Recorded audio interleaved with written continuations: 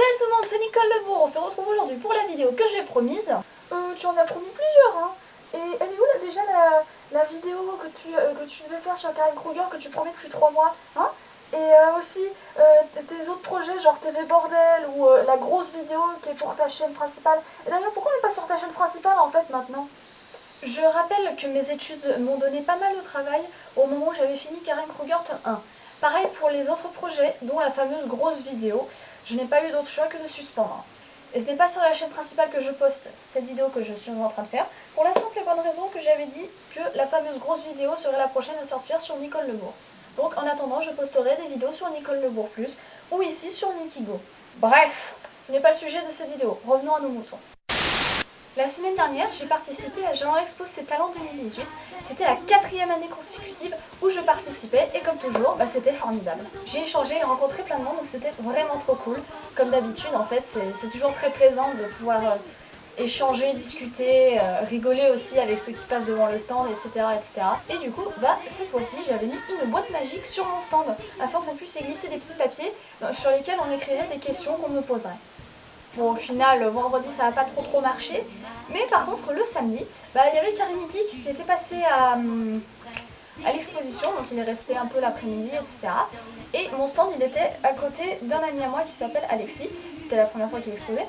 Et du coup, voilà, comme par hasard, on était côte à côte. Donc c'était plutôt cool, en fait. Parce que bon, normalement, on ne décide pas, nous, où se situe nos stands. Enfin voilà. Donc, le Karimiti et le petit frère d'Alexis, du coup, ils se sont amusés à écrire plein de questions sur les papiers. Bon, il y a eu d'autres gens qui ont écrit sur les papiers et tout ça, mais ce sont eux qui ont écrit le plus. Du coup, je vais répondre aux questions de la boîte magique que j'ai juste là, en fait. Donc, c'est parti. Pourquoi les arbres sont bleus?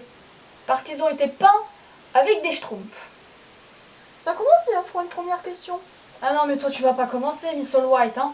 J'aime bien les questions farfelues, moi. Puis ça ne me pose pas de problème d'en avoir. Et puis, question farfelue, réponse farfelue. Farfelu. J'adore ce mot. Mais j'en ai rien à foutre de ça! Mais qu'est-ce que c'est chiant! Pardon. Quelle est ta technique? Bon, désolé parce que en fait je viens de me rendre compte en montant que j'ai complètement oublié de filmer la réponse à cette question, mais comme je vous l'ai dit, je suis fatiguée au moment où je fais cette vidéo, donc c'est pour ça qu'il manque une séquence, j'ai oublié, je me suis un peu mélangé les pinceaux à cause de la fatigue et j'en suis vraiment désolée. Donc, ma technique parce que selon le domaine, en fait j'en ai plusieurs, hein. En dessin j'utilise presque toujours du crayon de couleur, et pas n'importe lesquels, des Faber-Castell. Alors non, c'est pas un placement de produit, et des fois j'utilise un peu de feutre, mais ce sont les feutres Bic, en fait, que vous voyez à l'écran, que j'ai affiché là, parce que en fait j'ai pas pris en photo mes trucs, je voulais vous les montrer dans la séquence vidéo, mais vu que j'ai oublié de tourner cette séquence, du coup je suis allée chercher des images sur le net. Donc j'ai des Faber-Castell que j'achète en magasin, et la boîte en fait c'était fourni avec les affaires en pack de rentrée à mon école, en fait. Donc voilà, j'ai plusieurs Faber-Castell différents. Et j'ai aussi donc des Pro Markers, et voilà. Donc j'ai les Pro Markers et les Bic, les feutres de petits enfants, mais vous pouvez dire ce que vous voulez, mais moi j'aime bien les utiliser ceux-là. Alors ensuite, ma technique pour filmer, soit j'ai un caméraman, soit je n'en ai pas et je pose la caméra sur un meuble pour me filmer par exemple, hein. Bon, aujourd'hui ça a été le cas. Et pour le foot... C'est bon, hein, je pense qu'on a besoin d'en savoir plus. Et je crois que c'est vraiment le moment de faire référence à Inazuma Eleven en fait. Et c'est ma vidéo et c'est moi qui réponds aux questions. Alors encore une remarque de ta part, et je te supprime, ok? Parce que je t'ai créé, mais je peux aussi très bien te faire disparaître aussi. Ok, je m'en vais.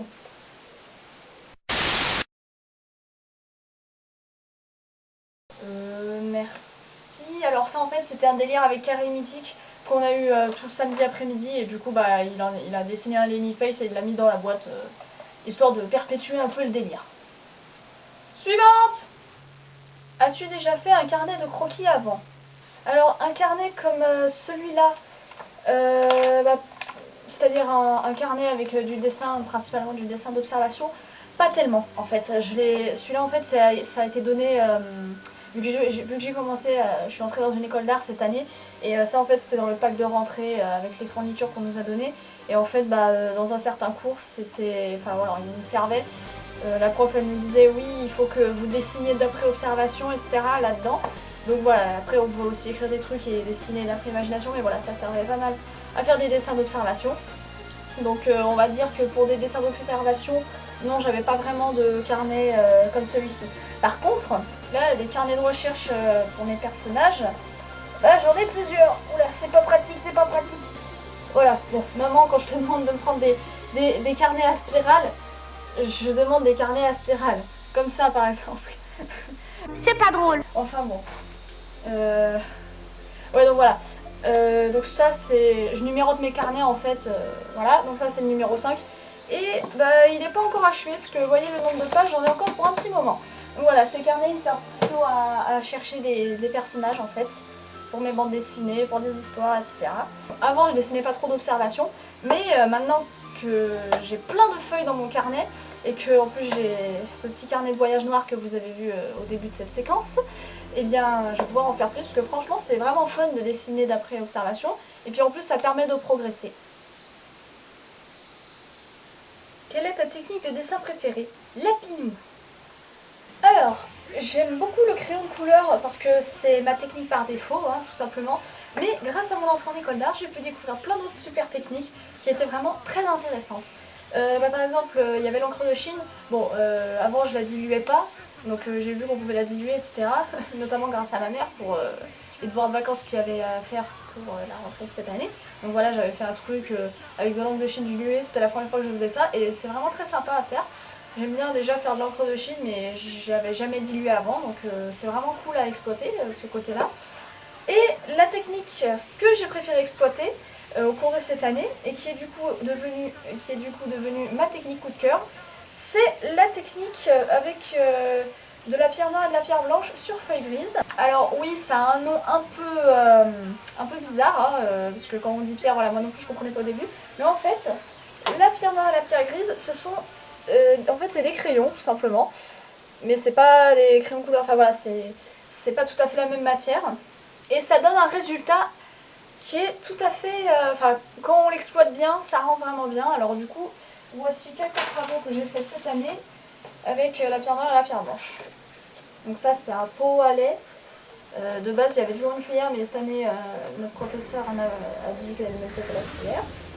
Je me suis amusée aussi à faire la tête d'un Terminator. Alors il est un peu allongé parce que j'avais pas vu que le cadre n'était pas proportionnel par rapport à... Voilà, quand j'ai fait le truc du cadrage tout ça, j'avais pas vu que c'était pas proportionnel, j'ai pas fait gaffe. Donc c'est pour ça que la tête est un peu étirée. Et alors les yeux, c'est pas de la pierre rouge ni quoi. En fait j'ai utilisé des crayons de couleur rouge et un peu de jaune aussi, voilà, pour faire les lumières dans les yeux. Et un autre, des couleurs en argent. Voilà, moi j'ai beaucoup aimé cette technique parce que je trouve que c'était super sympa à faire. Alors là je vous ai montré un truc que j'ai fait pour moi et deux travaux en dessin d'objet, mais on a fait ça aussi en modèle vivant et je crois qu'on a fait ça en dessin de plâtre aujourd'hui. Voilà, enfin j'ai pris les premiers qui étaient sous ma main, mais voilà, c'est une technique que j'aime beaucoup exploiter. Je trouve que c'est vraiment sympa, surtout pour montrer la brillance d'un truc, etc. Je trouve que c'est formidable. Pourquoi la vie? Regarde Tiseiju, Parasite en français jusqu'au bout, et peut-être que tu sauras pourquoi la vie.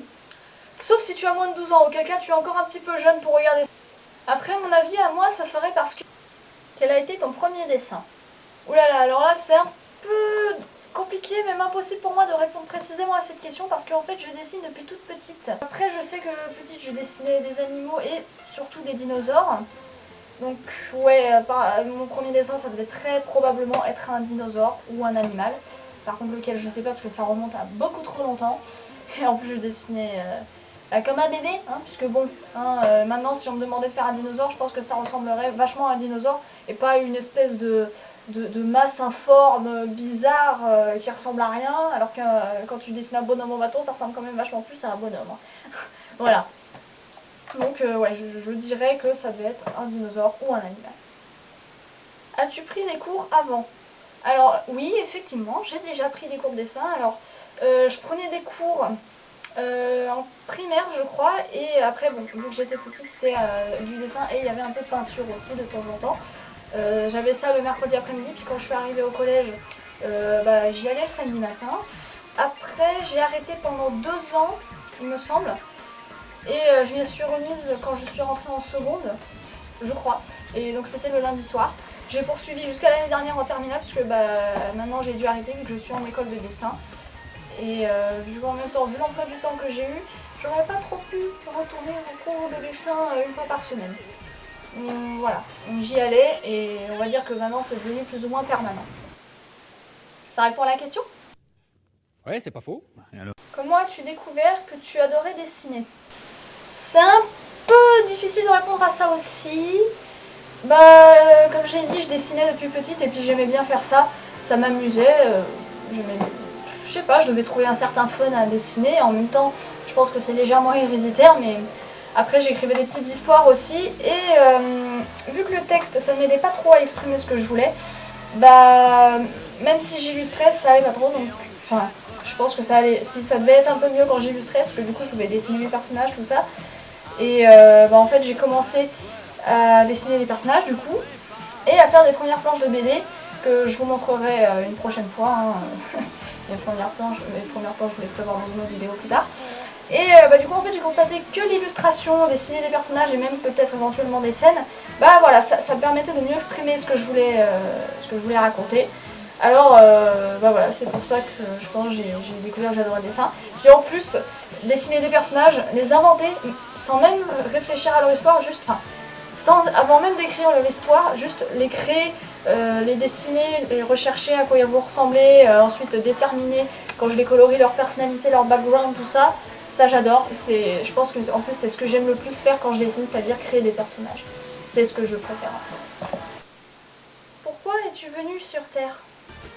Je dirais que c'est pour essayer de changer le monde grâce à mes dessins. C'est nul! Ah, ta gueule, espèce de connard!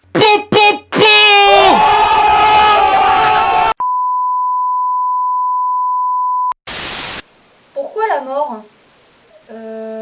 Parce que ça fait partie de la vie, et aussi parce que c'est triste, et que dans la fiction ça peut parfois s'avérer hyper classe.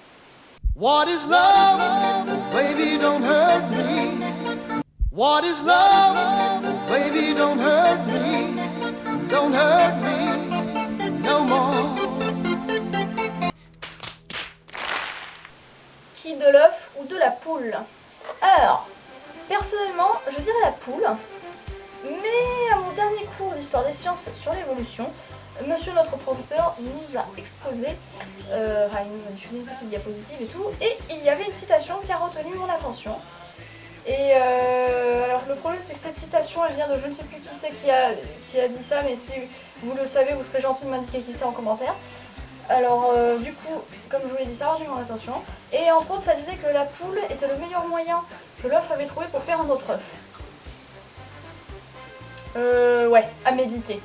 C'est pas mal philosophique dans cette boîte magique. Tu as mis des étoiles à ta boîte. Non, tu crois, franchement? Consomme, dépense, achète ma merde. Non. Lot de 10 figurines pop au choix à vendre pour le prix du... Oh trop cool.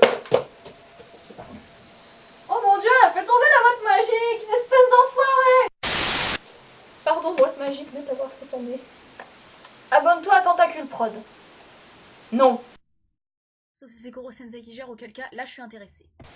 Voilà, c'est la fin de la vidéo, j'espère que ça vous aura plu. On se retrouve normalement prochainement pour la vidéo sur Karen Kruger. Cette fois c'est promis. Après il y a d'autres vidéos que je vais tourner avec Flynn, notamment sur notre chaîne à nous deux, parce que bon maintenant qu'on est en vacances, parce que oui je suis en vacances maintenant, depuis mon année scolaire. Voilà, donc il y aura des vidéos normalement avec Flynn, mais je vous promets que Karen Kruger devrait arriver d'ici peu. Il y aura aussi une autre petite vidéo sur une chaîne toute neuve que j'ai créée avec un ami, mais ça on verra plus tard. Et du coup j'ai vraiment hâte de poster et de tourner la grosse vidéo qui est censée sortir sur ma chaîne YouTube, la principale. Comme je l'avais dit, j'ai du suspense, parce que voilà, j'ai eu du boulot, etc. Vous pouvez suivre la progression de cette vidéo sur ma page Facebook. C'est en fait j'ai posté un genre de petit, j'avais vu une de ça faire ça sur sa page et du coup j'ai fait un peu pareil, donc le script, tout ça là, donc c'est une série, je l'ai marqué sur sur l'image, entre guillemets. Voilà, donc la série en fait sur le total j'en ai vu qu'un quart et j'ai dû m'arrêter là, donc je poursuivrai d'ici là. Le script je l'écris en même temps, donc mais ça revient au même, c'est pas... J'ai écrit beaucoup mais j'ai pas fini. Voilà, je dis pas plus, vous verrez à quoi ça ressemblera, etc. Vous suivez la progression, ça vous intéresse sur la page Facebook.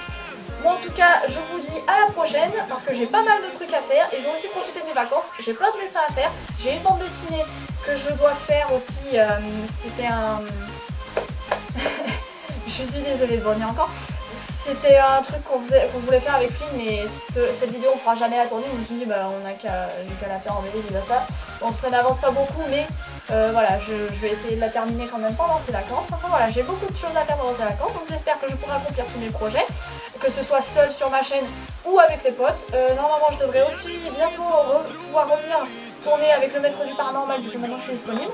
Allez, je vous laisse, salut! Et merci d'avoir posé des questions. Hey, c'est les crédits de la vidéo. Tu as des questions à me poser? Alors tu mets un petit hashtag FAQ dans les commentaires. Tu peux m'en poser plusieurs à la fois. Assure-toi juste que je n'y ai pas déjà répondu dans mes autres vidéos FAQ sur ma chaîne principale. Voilà, parce que sinon bah, j'y répondrai pas vu que j'ai déjà répondu. Donc voilà, si tu as des questions, n'hésite pas. Tu peux me poser des questions sur tout, mais il faut que ce soit raisonnable hein, quand même. Voilà, allez, bye!